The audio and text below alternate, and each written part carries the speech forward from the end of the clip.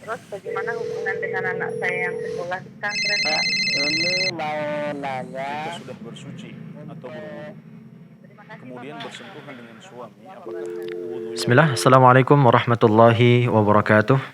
Alhamdulillah, salatu wassalamu ala rasulillah wa ala alihi wa ashabihi ajma'in. Alhamdulillah pemirsa Fatwa TV dan pendengar radio dimanapun Anda berada, kita bersyukur dan memuji Allah Subhanahu wa Ta'ala di mana pada kesempatan sore hari ini kita dapat kembali berjumpa dalam program live interaktif Fikih Ibadah yang diampu oleh guru kita Al-Ustaz Anas Burhanuddin Hafizahullahu Ta'ala. Dan Alhamdulillah pemirsa, pada kesempatan sore hari ini Al-Ustaz telah hadir menemani kebersamaan kita di studio Fatwa TV Jember. Mari kita sapa beliau pemirsa.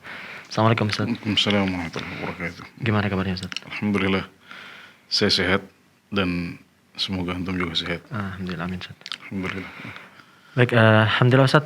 Alhamdulillah pemirsa, Ustaz dalam keadaan sehat dan mari bersama-sama kita simak nasihat pembuka yang akan disampaikan oleh beliau Hafizahullah Ta'ala. Silakan Ustaz. Bismillahirrahmanirrahim. Alhamdulillah Rabbil Alamin.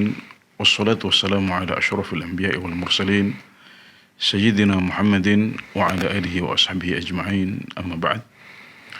Para pemirsa yang dirahmati Allah Subhanahu wa ta'ala,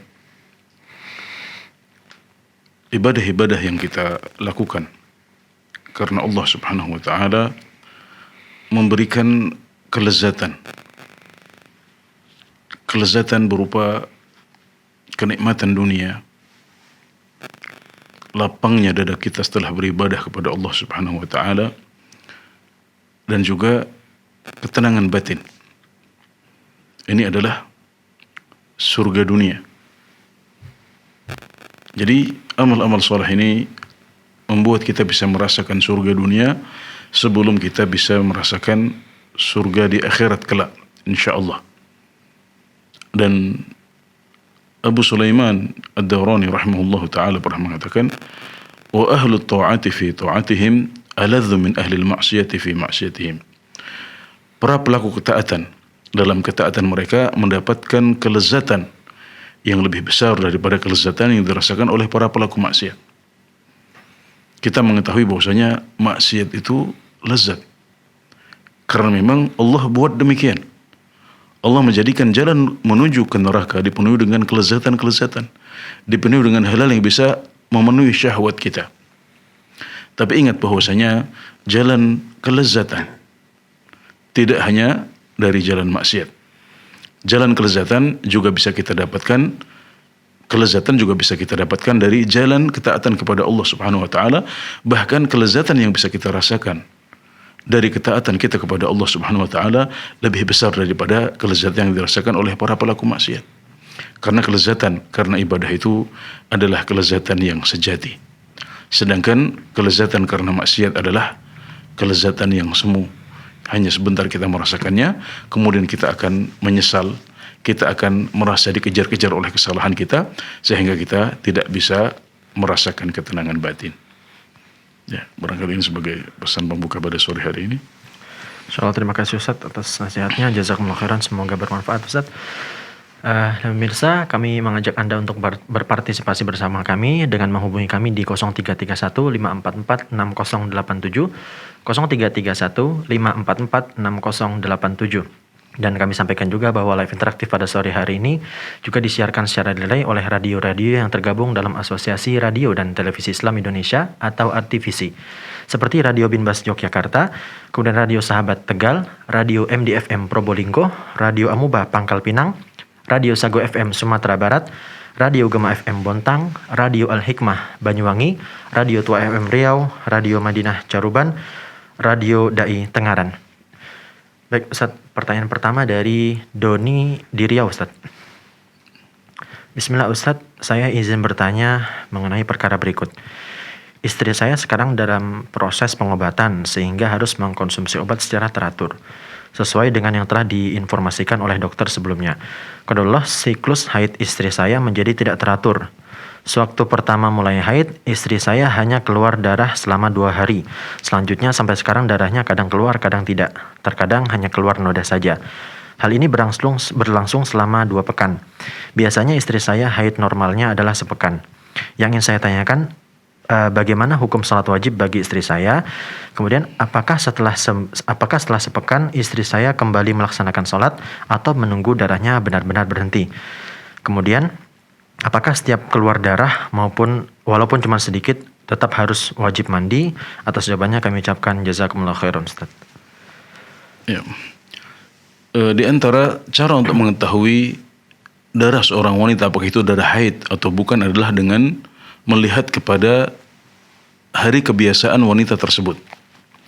Karena wanita yang haid itu biasanya hari haidnya konstan. Kalau dia bisa haid 7 hari maka itulah kebiasaan dia. 7 hari terus. Kalau dia biasa haidnya 10 hari maka biasanya dia terus menerus haid selama 10 hari itu. Dan karena ini adalah sesuatu yang ghalib, sesuatu yang umum terjadi pada para wanita, maka Rasulullah SAW menjadikan adat kebiasaan seorang wanita sebagai patokan. Namun adat kebiasaan jumlah hari haid ini dalam kondisi tertentu tidak bisa dijadikan patokan lagi, karena ada masa-masa wanita itu ittirab, yaitu tidak jelas lagi hari haidnya karena kondisi banyak minum obat atau minum obat penahan haid seperti yang dilakukan oleh para jamaah haji atau jamaah umroh, ya. Ini bisa berpengaruh kepada siklus haid. Dan jika demikian maka seseorang bisa beralih kepada tanda yang lain, yaitu dengan melihat kepada sifat-sifat darah. Karena Rasulullah SAW menjelaskan bahwasanya darah haid itu inna damal haidhi aswadu yu'raf. Sesungguhnya darah haid itu adalah darah yang hitam dan dikenal. Maka kalau darah yang seperti itu keluar, kata beliau, maka tinggalkanlah sholat. Dan jika darah yang keluar bukan darah seperti itu, maka tetaplah sholat. Ini adalah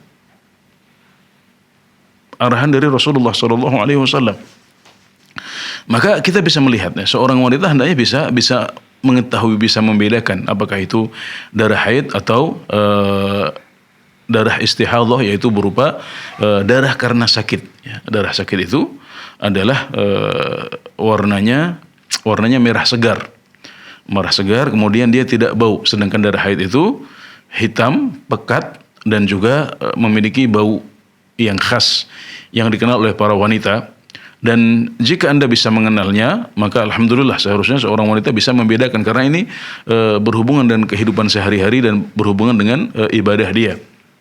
Dan kalau bisa membedakan, maka kalau tidak bisa membedakan, maka Anda bisa bertanya kepada ahlinya. Karena dari pengalaman beberapa wanita yang pernah bertanya, mereka kadang-kadang bertanya kepada para dokter dan mereka memberikan arahan seperti yang diberikan oleh Rasulullah SAW. Para dokter, para ahli saat ini pun mereka juga menjadikan warna darah sebagai patokan.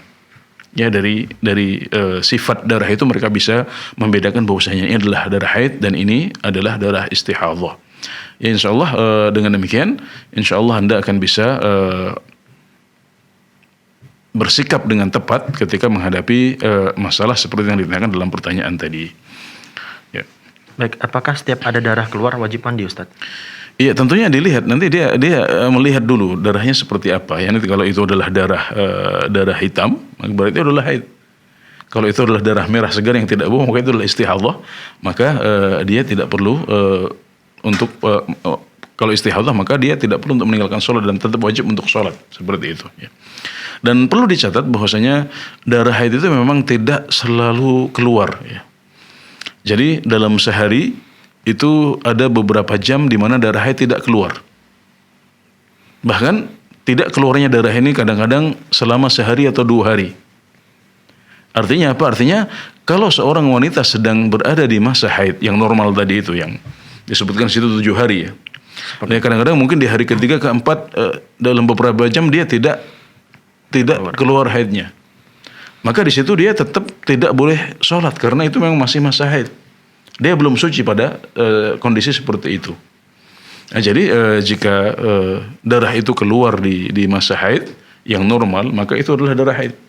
InsyaAllah ghalibnya dia adalah darah haid, tapi tetap saja acuan yang paling utama adalah dengan melihat sifat darah tadi itu, dan InsyaAllah pelan-pelan seorang wanita akan bisa mengenali, oh ini darah haid yang hitam pekat bau, sedangkan darah istihadhah adalah darah yang merah segar dan tidak bau.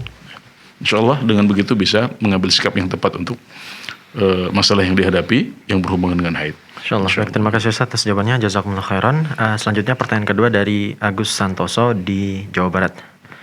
Bismillah, Ustaz, apabila kita salat wajib di rumah sendirian ketika ada uzur, kemudian pada saat rakaat kedua kita lupa melakukan tasyahud awal, kemudian langsung berdiri dan baru ingat setelah berdiri, apakah kita harus sujud sahwi atau tidak perlu, Ustaz? Ya. Kejadian yang sama pernah terjadi juga pada Rasulullah SAW, di mana disebutkan dalam hadis bahwasanya beliau qama an itsnain. Beliau bangun dari rakaat kedua. Rasulullah SAW lupa untuk duduk tasyahud awal. Beliau langsung bangun ke rakaat yang kedua, kemudian beliau tidak kembali duduk lagi, tapi meneruskan sholat. Kemudian beliau mengakhiri sholat beliau dengan sujud sahwi sebelum salam. Ini adalah yang dicontohkan oleh Rasulullah SAW. Maka dari hadis Rasulullah SAW ini, para ulama menyimpulkan bahwasanya tasyahud awal itu hukumnya adalah sunnah ab'ad. Yang dalam mazhab Syafi'i diistilahkan sebagai sunnah ab'ad. Dalam beberapa mazhab yang lain disebut sebagai wajib, bukan rukun. Nah, rukun itu adalah sesuatu yang kalau ditinggalkan maka kita harus kembali ke posisi semula untuk harus melakukannya. Jadi ketika sudah berdiri kita harus turun, kemudian kita menyelesaikan duduk tasyahud itu. Itu kalau rukun. Tapi karena ini bukan rukun, ini sifatnya adalah wajib sholat, yaitu sesuatu yang kedudukannya lebih ringan daripada rukun, yang tidak boleh ditinggalkan dengan sengaja. Tapi kalau ditinggalkan dengan disengaja, kalau ditinggalkan dengan tanpa sengaja, maka bisa diganti dengan sujud sahwi. Nah, diistilahkan sebagai kewajiban sholat dalam mazhab Hambali, diistilahkan sebagai sunnah ab'ad dalam mazhab Syafi'i. Nah, jadi tidak boleh ditinggalkan secara sengaja, tapi kalau tidak sengaja ditinggalkan maka dia tidak membatalkan sholat. Hal itu tidak membatalkan sholat dan bisa diganti dengan sujud sahwi sebelum salam. Dengan demikian, kalau ada seseorang yang lupa untuk tasyahud awal, kalau posisi dia masih setengah berdiri ya, baru siap-siap berdiri, kemudian dia ingat, maka hendaknya dia kembali untuk duduk tasyahud awal dahulu. Tapi kalau dia sudah dalam posisi berdiri sempurna, apalagi sudah membaca surat Al-Fatihah untuk rakaat yang ketiga, maka dia tidak perlu balik lagi, bahkan tidak boleh balik lagi. Silahkan Anda terus masuk ke rakaat yang ketiga, baca Al-Fatihah, kemudian amalan-amalan sholat yang setelahnya, dan ingat nanti sebelum salam Anda tinggal sujud sahwi sebagaimana dicontohkan oleh Rasulullah SAW. Dan demikian semoga bisa dipahami dengan baik. Baik, terima kasih Ustaz, jazakumullah khairan. Dan pemirsa, kembali kami mengajak Anda untuk berpartisipasi dengan mengajukan pertanyaan di 0331 544 6087, 0331 544 6087. Baik, selanjutnya pertanyaan dari Abu Hani di Jambi, Ustaz. Bismillah, Ustaz, akhir tahun 2018 saya dirawat karena sakit komplikasi, hepatitis, gagal ginjal, pembengkakan empedu, jantung, bahkan radang sendi. Kemudian di akhir 2020 kondisi mulai membaik meski belum sepenuhnya sembuh. Selama pandemi COVID-19 saya sholat di rumah, termasuk juga sholat Jumat sampai saat ini. Saya ingin sholat berjamaah, setidaknya sholat Jumat, Ustaz, tetapi saya masih takut. Pertanyaannya, berdosakah saya, Ustaz, dan bagaimana sikap terbaik saya? Jazakumullah khairan. Masya Allah, ya, sakit yang kronis dan menawan seperti ini adalah sebuah ujian dari Allah Subhanahu Wa Taala untuk sebagian hambanya.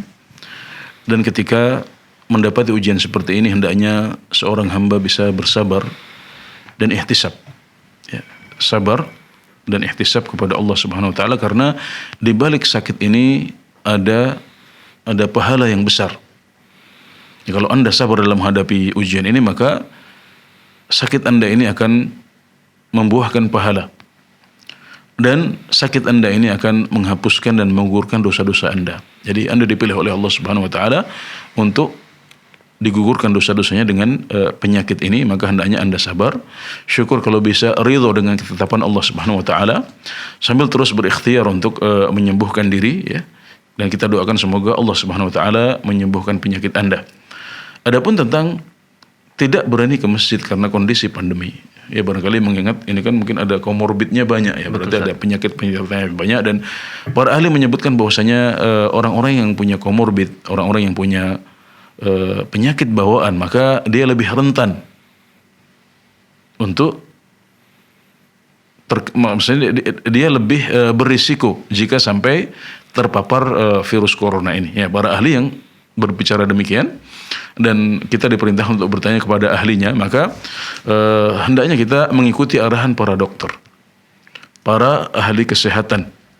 Ya, kalau mereka mengatakan bahwasanya kondisi suatu daerah itu merah, rentan terpapar virus corona, ya, maka kita bisa untuk sementara tidak sholat jamaah dahulu.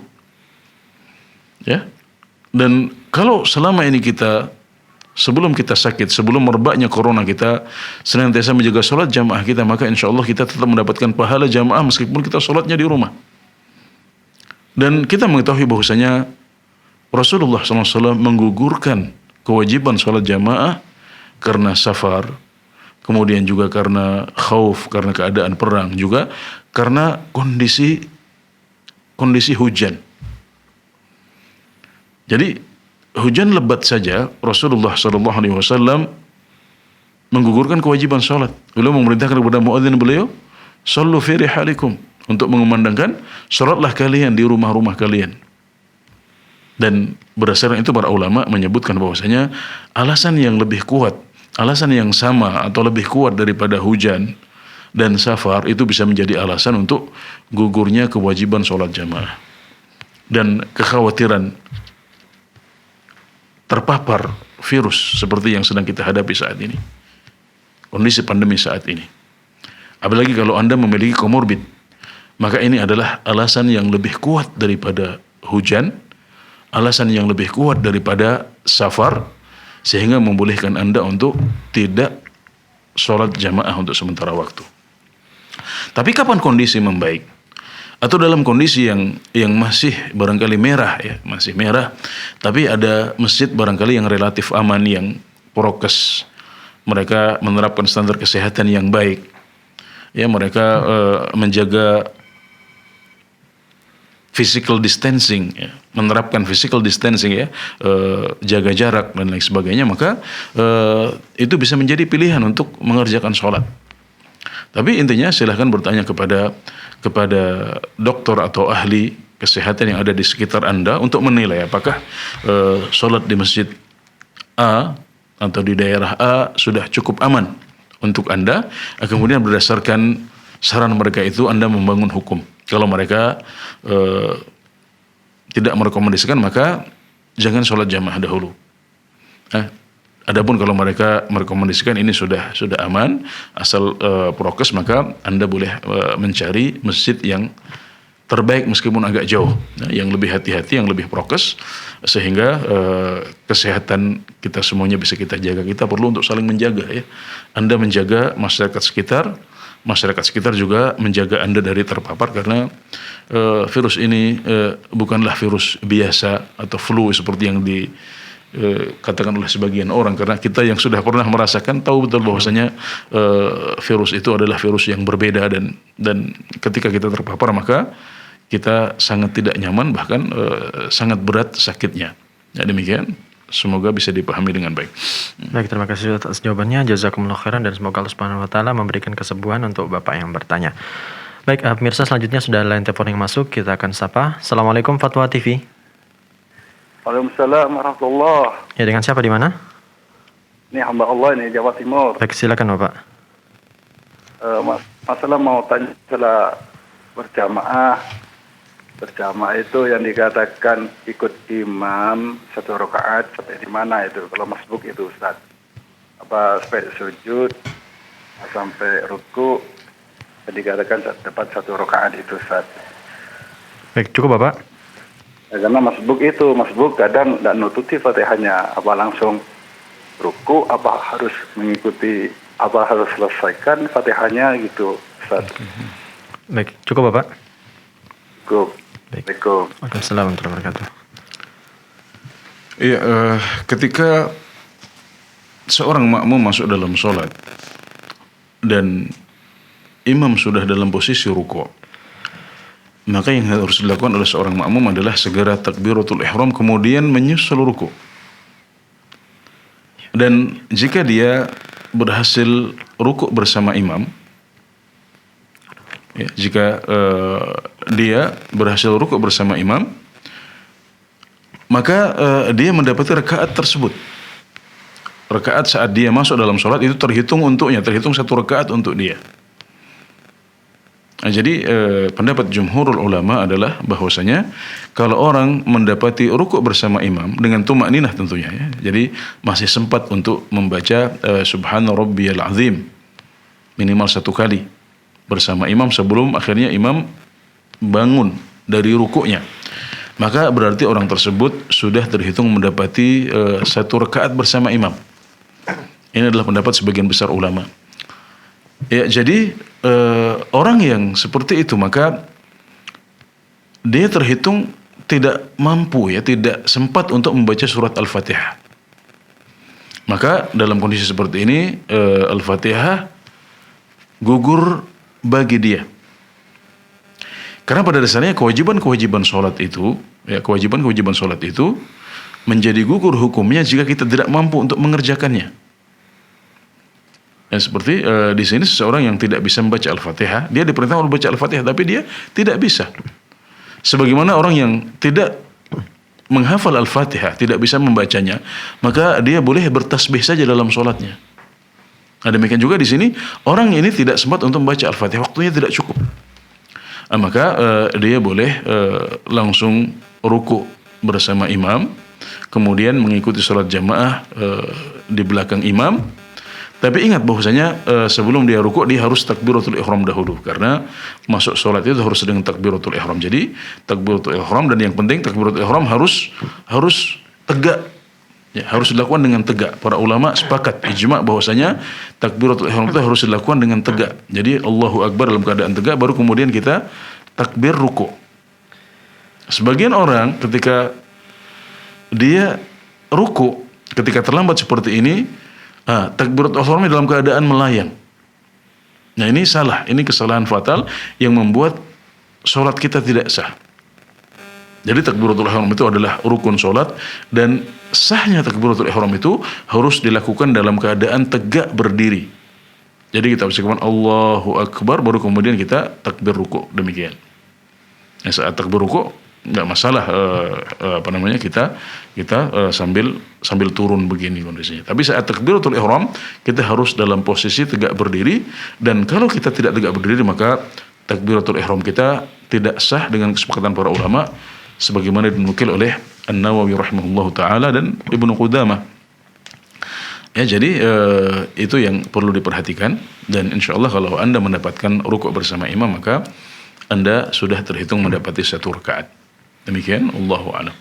Baik, terima kasih Ustaz atas jawabannya. Jazakumullah khairan. Selanjutnya pemirsa sudah ada line telepon yang masuk. Kita akan sapa lagi. Assalamualaikum Fatwa TV. Waalaikumsalam warahmatullahi wabarakatuh. Ya, dengan siapa di mana? Dengan keadaan dari Cianjur. Baik, silakan Pak. Ya, Assalamualaikum warahmatullahi wabarakatuh, Pak Ustaz. Waalaikumsalam warahmatullahi wabarakatuh. Semoga Ustaz dan keluarga dalam lindungan Allah Subhanahu wa taala. Amin. Amin, amin. Ya, terima kasih Pak Adan. Ya, saya ingin bertanya tentang ini, menghadiahkan pahala baca Al-Quran kepada orang lain selain orang tua dan guru, Ustaz. Jadi saya pernah dengar katanya ada yang menyatakan tidak sampai, dan ada juga yang menyatakan sampai, Ustaz. Jadi saya ini belum tahu alasan ataupun hujahnya. Jadi sejauh ini saya ini tidak mengamalkan pembaca Al-Quran kepada orang yang sudah meninggal. Jadi saya belum yakin. Jadi saya tanyakan, tolong disebutkan bagaimana hujah-hujah para ulama yang baik itu menyatakan sampai ataupun yang menyatakan tidak sampai, Ustaz. Masyaallah. Ini sekarang trennya ini para penanya kita ini bertanya dalil dan bagaimana kedudukan khilaf para ulama ini. Masya Allah. Ya, ini ada semangat yang luar biasa untuk memahami permasalahan dengan lebih luas dari para jamaah dan penanya kita. Alhamdulillah ini adalah sebuah semangat untuk thalabul ilmi yang perlu kita apresiasi. Ya, jadi begini Pak Kaden dan juga para pemirsa sekalian. Ya, jadi dalam agama kita mengenal sebuah prinsip bahwasanya setiap orang harus beramal untuk dirinya sendiri. Kalau kita mau mulia di surga, kalau kita mau mendapatkan surga yang paling indah, ya artinya tingkatan surga yang paling tinggi, maka kita harus mengusahakan itu sendiri dan jangan berharap kepada orang lain. Kita yang harus mengusahakannya sendiri. Allah Subhanahu wa taala berfirman, "Wa alaysa lil insani illa ma sa'a." Dan sungguh manusia itu tidak bisa mendapatkan kecuali apa yang dia usahakan sendiri. Artinya dalam urusan akhirat, kalau dia ingin baik, maka dia harus mengusahakan sendiri, dia harus beramal sendiri. Jangan mengandalkan nanti kita akan dikirimi pahala oleh orang lain akan beramal untuk kita dan lain sebagainya. Nah, ini adalah kaidah umum. Kita harus beramal untuk diri kita sendiri. Nah, kemudian hadis-hadis Rasulullah SAW menjelaskan bahwasanya ada sebagian amalan yang jika diamalkan oleh orang lain, maka pahalanya akan didapatkan oleh orang yang dikirimi pahala itu. Ya, jadi Rasulullah SAW menjelaskan bahwasanya seseorang boleh menghajikan orang lain. Jadi haji, tapi yang mengerjakan orang lain, anaknya misalnya, atau saudaranya. Nah, jika seorang anak menghajikan orang tuanya, maka pahala haji itu untuk orang tuanya. Jika memang anaknya meniatkan haji tersebut untuk orang tuanya. Nah, jadi ini menunjukkan bahwasanya ada pahala amalan yang jika diberikan kepada orang lain, yang jika amalan itu diniatkan untuk orang lain, maka pahalanya akan sampai. Nah, seperti haji dan umrah. Suatu ketika Rasulullah SAW mendengar di samping beliau ada yang haji dengan mengatakan labbaika an syuburumah, ya Allah, aku memenuhi panggilanmu dengan berhaji atas nama Syuburumah. Maka Rasulullah SAW mengatakan, siapa itu Syuburumah? Dia mengatakan dia adalah saudara saya, dia adalah kerabat saya. Nabi bertanya lagi, sallallahu alaihi wasallam, apakah engkau sudah haji sebelumnya? Orang ini mengatakan, belum wahai Rasulullah. Kalau begitu, engkau harus haji dahulu, baru kemudian engkau boleh menghajikan Syuburumah. Nah, hadis ini menunjukkan bahwasanya kita boleh melakukan ibadah haji dengan niat untuk orang lain. Pahalanya untuk orang tersebut. Kemudian juga ada misalnya sedekah. Termasuk kurban. Ya, sedekah ini, kalau kita bersedekah atas nama orang lain, seorang anak bersedekah atas nama orang tuanya, maka pahala sedekah tersebut untuk orang tuanya dan akan sampai. Nah, jadi beberapa hadis, beberapa dalil menunjukkan bahwasanya ada sebagian amalan yang jika dilakukan untuk orang lain, maka pahalanya sampai kepada orang tersebut. Tapi ingat, kita tadi punya kaidah umum bahwasanya masing-masing orang harus beramal sendiri. Nah, kemudian para ulama berbeda pendapat apakah amalan selain yang tadi ya, selain haji, umroh, sedekah tadi juga akan sampai pahalanya jika kita kirimkan untuk orang lain. Nah, ada yang mengatakan tidak sampai. Kenapa? Karena hukum dasarnya masing-masing orang harus beramal sendiri. Dan apa yang disebutkan dalam hadis-hadis tadi adalah pengecualian. Nah, kalau pengecualian itu berarti kita cukupkan itu saja sudah. Umrah, haji, sedekah dengan berbagai macamnya, termasuk wakaf atau kurban, yang semuanya itu masuk kategori sedekah. Jadi mereka mengatakan kita batasi pada amalan-amalan yang ada contohnya dari Rasulullah SAW. Yang itu yang boleh dilakukan untuk orang lain. Nah, yang lain bagaimana? Yang lain tetap tidak sampai. Nah, menurut mereka seperti itu. Karena hukum dasarnya kita harus beramal untuk diri kita sendiri. Nah, tapi sebagian ulama yang lain mengatakan kalau itu boleh maka ibadah yang lain juga boleh. Nah, di sini ini adalah dalil mereka yang mengatakan bahwasanya mengirimkan pahala bacaan untuk orang lain itu pahalanya sampai, karena mereka mengkiaskan bacaan Al-Quran dengan haji, umrah dan sedekah yang sudah jelas dalilnya. Nah, jadi begitulah duduk perkaranya. Sebagian ulama mengatakan pahala bacaan Al-Quran itu tidak sampai karena tidak ada dalil khusus. Sebagian lagi mengatakan sampai karena mereka mengkiaskan bacaan Al-Quran dengan haji, umrah dan sedekah yang kita sudah jelaskan tadi pahalanya sampai jika dilakukan atas nama orang lain.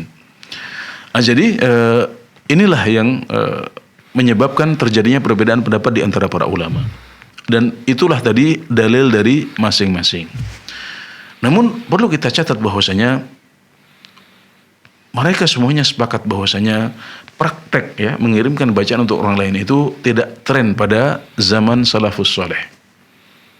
Nah, jadi kedua belah pihak yang berselisih pendapat apakah sampai apa tidak, mereka mengatakan bahwasanya pada zaman salafus saleh, zaman sahabat, zaman tabi'in, zaman tabi'ut tabi'in, praktek ya mengirimkan bacaan untuk orang lain ini tidak tren ya, tidak menjadi sesuatu yang masyhur di kalangan mereka. Kalau seandainya itu masyhur di kalangan mereka, maka kita nggak akan berselisih. Sudah, mereka adalah teladan terbaik. Tapi ternyata mereka tidak tren, karena padahal mereka adalah orang-orang yang sangat bersemangat untuk beribadah. Mereka sangat bersemangat untuk berbakti kepada orang tua mereka. Tapi mereka mencukupkan diri dengan ibadah-ibadah yang jelas. Dalilnya dari Rasulullah SAW, dan mengirimkan pahala bacaan bukanlah termasuk amalan yang tren dan masyhur pada kalangan salafus saleh. Ya, jadi ya lebih baik kita menyibukkan diri dengan amalan-amalan yang sudah jelas, karena kalau Anda ingin berbakti untuk kedua orang yang sudah meninggal, kedua orang tua yang sudah meninggal, maka masih ada pintu sedekah, masih ada pintu haji dan umroh. Anda bisa berhaji atas nama mereka. Masih ada pintu doa, ya kita doakan sebaik mungkin untuk kedua orang tua kita. Juga ada pintu silaturahim kepada orang-orang terdekat ayah dan ibu kita, teman-teman mereka dahulu. Juga ada pintu menjadi anak soleh yang selalu mendoakan mereka, yang selalu berbakti kepada mereka meskipun mereka sudah meninggal saat ini.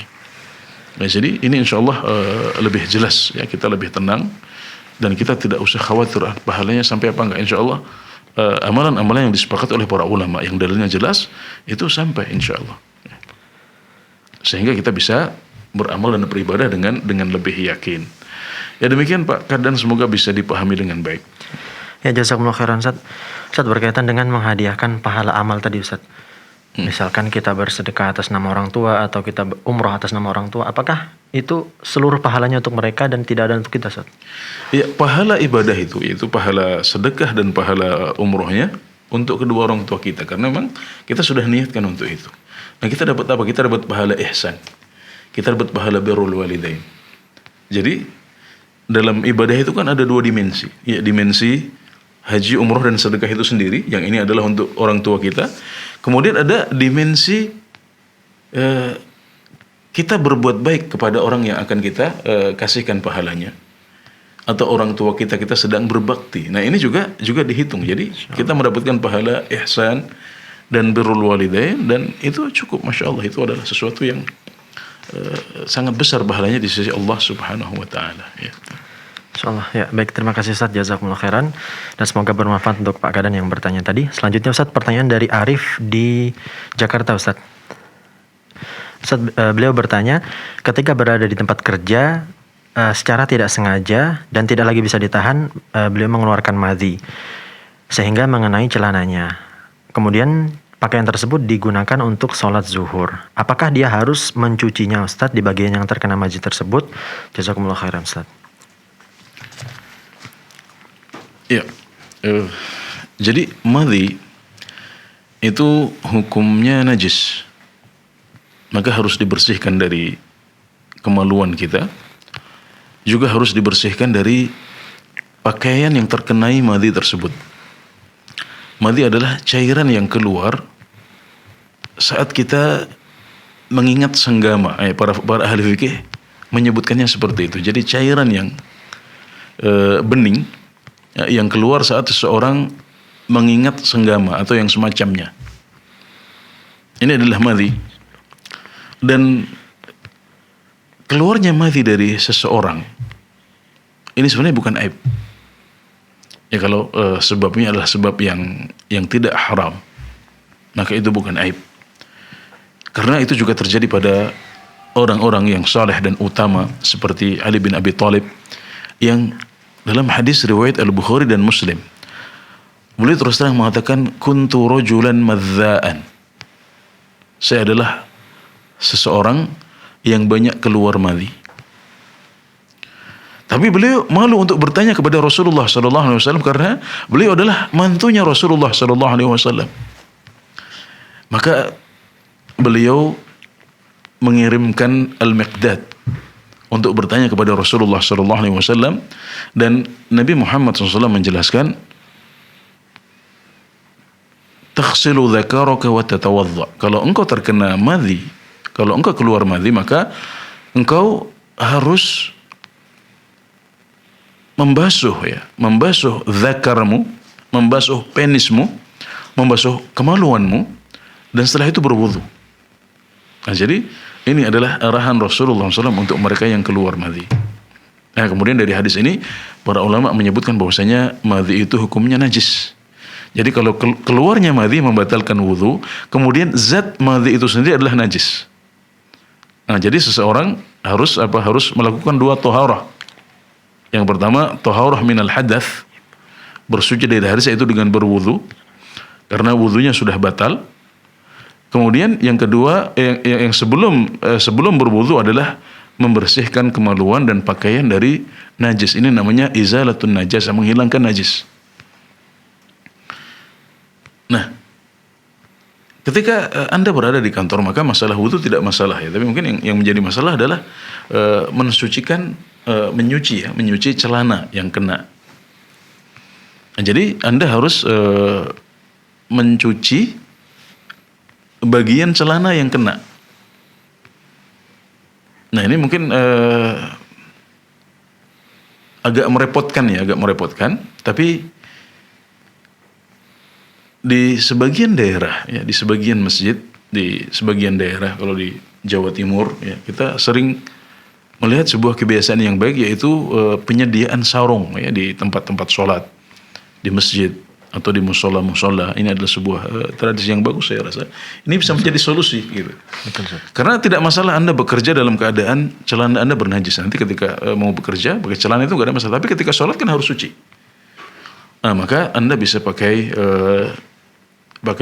sarung yang ada di sarung yang ada di musola kantor atau di masjid kantor. Atau hal yang sama adalah Anda memakai celana serep, menyiapkan, kalau memang itu sebuah kebiasaan, ya siapkan celana di kantor yang bisa dipakai kapan-kapan kita menghadapi kondisi seperti itu.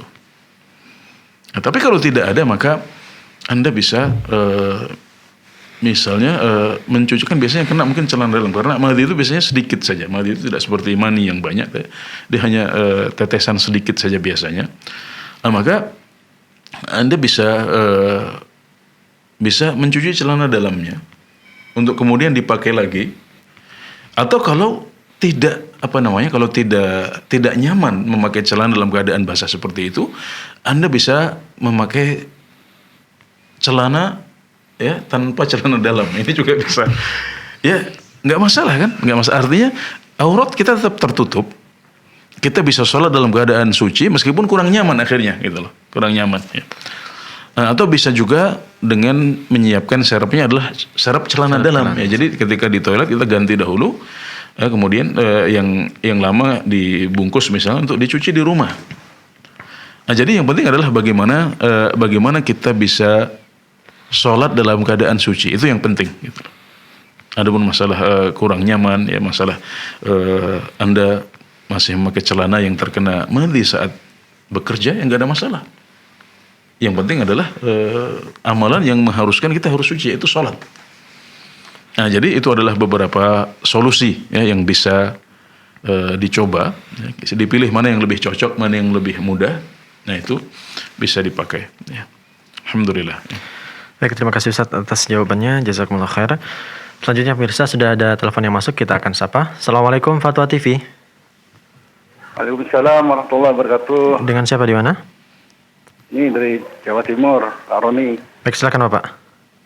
Menyambung masalah itu, mati itu saja. Umpama kita punya penyakit seperti itu, Ustaz. Mati itu ya, atau beser yang tidak bisa diketahui keluarnya. Waktu wudhu tidak ada. Setelah itu, kadang setelah sholat itu ada yang namanya mati sama beser kencing itu. Mama itu kan agak kesulitan tadi keterangannya Ustaz. Memang dipakai kresek itu Ustaz, biar tidak nyentuh celana dalam atau tidak nyentuh sarung. Pakai plastik yang bersih, dia bungkus. Kita. Karena tidak ketahui kan penyakit seperti beser seperti mati itu tahu tanya. Ya kalau sebentar Pak Roni, kalau beser iya, tapi kalau madhi apa pernah mengalami atau mungkin pernah mendengar ada teman yang madhinya itu keluar terus menerus bahkan saat sholat gitu, pernah mendengar seperti itu nggak? Iya, memang ada yang seperti itu ya. Ya, kalau sakit. Oke, iya. Oke. Itu keluar enggak nyangka-nyangka, tahu-tahu setelah sholat dilihat penis itu keluar Ustaz. Yang mati, wadi, besar ya itu. Baik, ya. Baik, cukup Bapak. Ya, kalau gimana kalau pakai plastik itu Ustaz? Pakai plastik dibungkus.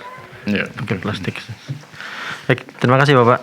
Ya, jadi adapun kalau kencing kita keluar terus-menerus ya. Jadi ini nyambung dengan madhi ya. Betul Ustaz. Dari satu sisi madhi dengan kencing sama, dalam arti sama-sama najis yang harus dihilangkan ketika kita ingin melakukan sebuah amalan yang disyaratkan harus suci dari najis seperti sholat. Ya jadi orang yang beser atau yang dalam istilah fikih disebut sebagai salas atau salasul baul ya, kencing yang terus menerus. Ya, ini sudah dijelaskan hukumnya oleh Rasulullah SAW. Ya, kalau orang beser atau terus menerus kencing, maka cara bersucinya adalah dia berwudu ketika masuk waktu sholat. Jadi ketika masuk waktu sholat dia bersihkan kencing dari kemaluannya, dia bersihkan kencing dari badannya, kemudian dia berwudu dan setelah itu dia sholat. Silahkan sholat ya tanpa peduli dengan kencing yang nanti masih terus keluar. Jadi dia sholat kemudian bisa memakai apa istilahnya popok atau diapers atau tadi Bapak menyebutkan plastik ya. Ya bisa juga sama karena fungsinya sama ya. Artinya untuk menghindari jatuhnya kencing ke tempat sholat barangkali kan seperti itu, bisa plastik, bisa diapers, bisa popok atau yang semacamnya. Kemudian kalaupun di tengah sholat masih keluar kencing maka itu tidak membatalkan sholat. Kenapa? Karena memang kondisinya seperti itu ya, tidak mungkin ya dia disuruh sholat terus. Kita katakan wudhumu batal maka sholatmu batal. Terus begitu nanti nggak akan selesai. Makanya Nabi Muhammad SAW sudah menjelaskan dari zaman beliau bahwasanya orang yang beser Allah berikan kemudahan seperti itu. Sama juga kalau dia adalah orang yang madhinya keluar terus menerus misalnya, maka dia cukup membersihkan badannya ketika sudah masuk waktu sholat, kemudian dia berwudu, kemudian setelah itu sholat dan tidak usah dipedulikan meskipun nanti madhinya masih terus keluar. Dan ini adalah kemudahan dalam agama kita, walhamdulillah. Baik, terima kasih atas jawabannya. Jazakumullah khairan. Selanjutnya Ustaz, pertanyaan dari Adenan di Jakarta Selatan. Bismillah, semoga Ustadz memberikan keberkahan. Semoga Allah memberikan keberkahan untuk Ustadz dan kaum muslimin serta tim Dewan Fatwa. Amin. Ustadz izin bertanya terkait sholat. Bagaimana hukum sholat yang dilakukan duduk di kursi atau duduk selonjoran? Dikarenakan ibu saya tidak bisa menangkuk kakinya pada saat tahiyat akhir. Tetapi beliau malu jika sholat dalam keadaan tidak normal seperti itu Ustadz. Mohon penjelasannya Ustadz. Jazakumullah khair. Subhanallah ya. Jadi ada semangat untuk tetap sholat secara normal meskipun sakit. Ya, Rasulullah sallallahu alaihi wasallam mengatakan kepada Imran bin Husain radhiyallahu anhu saat beliau punya penyakit bawasir. Bawasir adalah wasir yang dikenal di negeri kita sebagai wasir. Beliau mengatakan, "Shalli qa'iman, fa in lam tastati' fa qa'idan, fa in lam tastati' fa 'ala janbin." Ya, salatlah dengan berdiri, kalau tidak bisa engkau salat dengan duduk. Kalau tidak bisa duduk engkau bisa salat dengan berbaring. Jadi ini adalah rukhsah, keringanan yang diberikan langsung oleh Rasulullah sallallahu alaihi wasallam untuk menjelaskan hukum seorang sahabat beliau yang sakit wasir yang membuat beliau tidak bisa duduk dengan nyaman. Meskipun sakitnya berbeda, tapi ini mirip yang dirasakan oleh ibu yang disebutkan dalam pertanyaan. Kita doakan semoga Allah mengangkat sakit beliau sesegera mungkin. Amin. Jadi tidak perlu malu untuk sholat dengan duduk. Tidak perlu malu untuk dengan sholat dengan keadaan selonjor karena kakinya sakit kalau ditekuk. Ya, karena kalau Anda memaksakan maka itu menyiksa diri. Itu bisa jadi membuat sakitnya semakin parah. Maka ini adalah sesuatu yang terlarang dalam agama kita. Jadi nyawa itu penting, kesehatan itu penting, kaki itu juga sangat vital untuk kita. Maka Islam tidak ingin kita merusak kesehatan kita, merusak kaki kita, membahayakan jiwa kita. Alhamdulillah ada kemudahan-kemudahan dalam agama kita. Jadi saat kita tidak bisa berdiri, kita bisa sholat dengan duduk. Saat kita tidak bisa duduk, maka kita bisa sholat dengan berbaring, bisa dengan telentang, bisa dengan memberikan isyarat tangan, atau kaki, atau kepala, atau bahkan dengan isyarat mata. Itu semuanya dibolehkan, tapi kita sesuaikan dengan kondisi kita. Kalau masih bisa duduk, tidak boleh langsung dengan isyarat misalnya. Kita harus lakukan dengan duduk semampu kita. Maka ini bukan aib, maka kita tidak perlu untuk melakukan hal-hal seperti itu karena itu boleh dalam agama kita. Daripada kita membahayakan kesehatan diri kita, daripada kita membahayakan kaki kita, maka lebih baik kita mengerjakan sholat sesuai dengan kemampuan kita, dan itu dibolehkan oleh Rasulullah SAW, sehingga kita tidak perlu untuk malu melakukannya. Ya, dan untuk meringankan beban ini dari para jamaah kita, karena kadang-kadang mereka berpikir cuma saya di dunia yang melakukan ini sehingga merasa untuk malu. Ya. Untuk diketahui bahwasanya sampai Masjidil Haram, Masjid Nabawi itu menyediakan kursi-kursi untuk jamaah yang tidak bisa sholat dengan sempurna. Ada banyak orang yang memiliki obesitas atau memiliki penyakit tertentu sehingga mereka tidak bisa rukuk, tidak bisa sujud. Maka Masjidil Haram, Masjid Nabawi memfasilitasi itu, dan banyak sekali itu ternyata kursi-kursi itu laris manis ya. Disediakan di setiap pintu-pintu masuk. Ketika orang masuk dia butuh kursi itu dia bisa ambil. Itu sampai disediakan di Masjidil Haram, di Masjid Nabawi. Maka ibu, Anda tidak sendiri. Ada banyak orang di luar sana yang merasakan hal yang sama, tidak bisa sholat secara normal, dan mereka tidak malu untuk menjalankan sholat semampu mereka, sebisa mereka, karena Allah Subhanahu wa taala juga berfirman, fattaqullaha mastata'tum, bertakwalah kalian kepada Allah dengan semampu kalian. Jadi kenapa harus malu?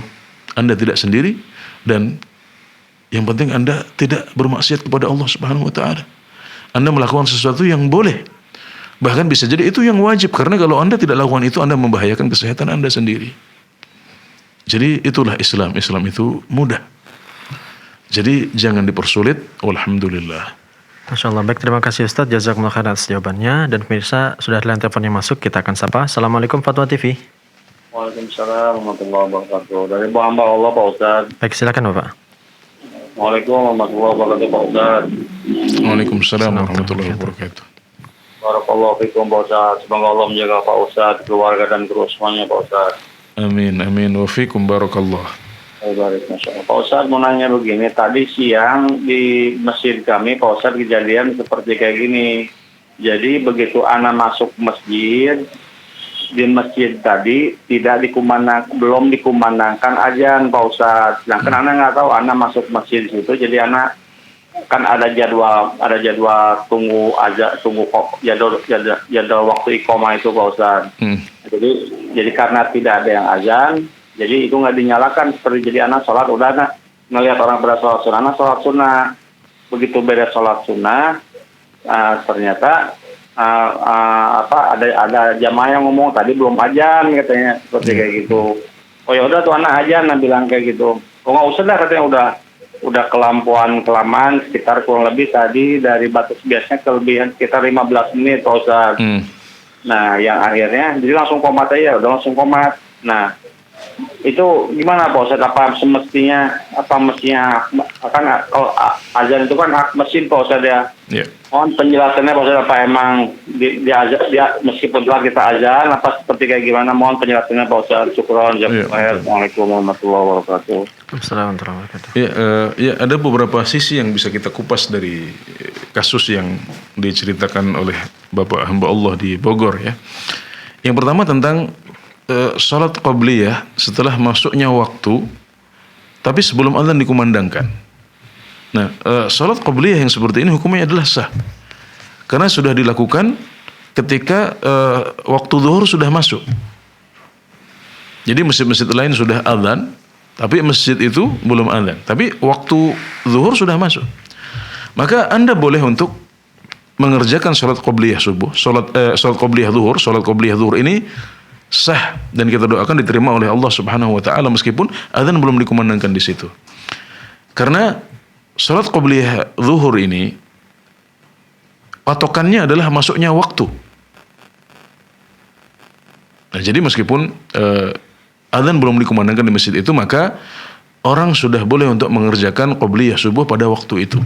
Jadi itu tidak ada masalah dengan sholat qabliyah yang dilakukan sebelum azan dikumandangkan, tapi waktunya sudah masuk.